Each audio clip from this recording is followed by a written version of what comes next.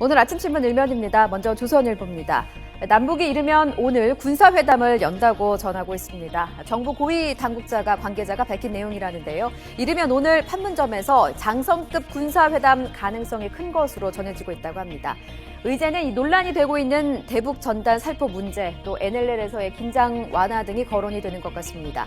정부는 또 그제입니다. 북한의 2차 고위급 회담 일정을 통보해서 조만간 접촉 일정이 잡힐 것으로 보인다고 전하고 있습니다.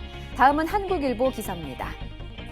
지팡이를 짚고 나타난 김정은의 모습을 본 전문의들 어떻게 분석했을까요? 자, 부은 얼굴에 어색한 손, 비만 체형에 목발을 짚은 다리까지. 김정은의 모습을 본 전문의들은 단순한 발목 이상이 아니라 고도 비만과 당뇨, 심장병, 통풍 같은 여러 질환이 겹쳐서 다리에 심각한 문제가 생겼다는 의견을 냈다고 합니다.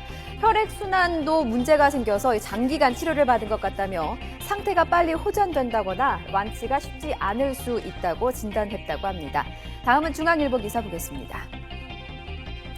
줄줄 새는 아파트 관리비, 이런 이유 때문이라고 진단하고 있습니다. 서울 인구와 맞먹는 1000만 아파트 주민 14개 업체가 다 관리를 한다고 하는데요. 과대 관리비 논란의 핵심은 바로 이 삼각 커넥션이라고 분석했습니다.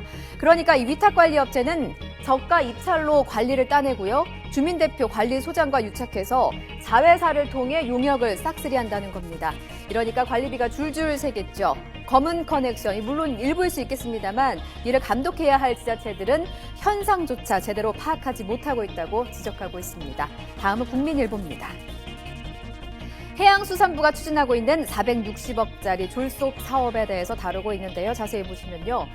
지상파 항법 시스템, 해수부가 선박 안전운항 대책으로 추진 중이라고 합니다. 그런데 원천 기술을 보유한 나라에서조차 상용화가 안 된 아주 생소한 기술이라고 하는데요. 사업성도 낮습니다. 이미 3번이나 유찰이 됐고 결국 지난해 사업은 중단이 됐습니다. 하지만 세월호 참사 와중에 다시 추진이 되고 있다고 합니다.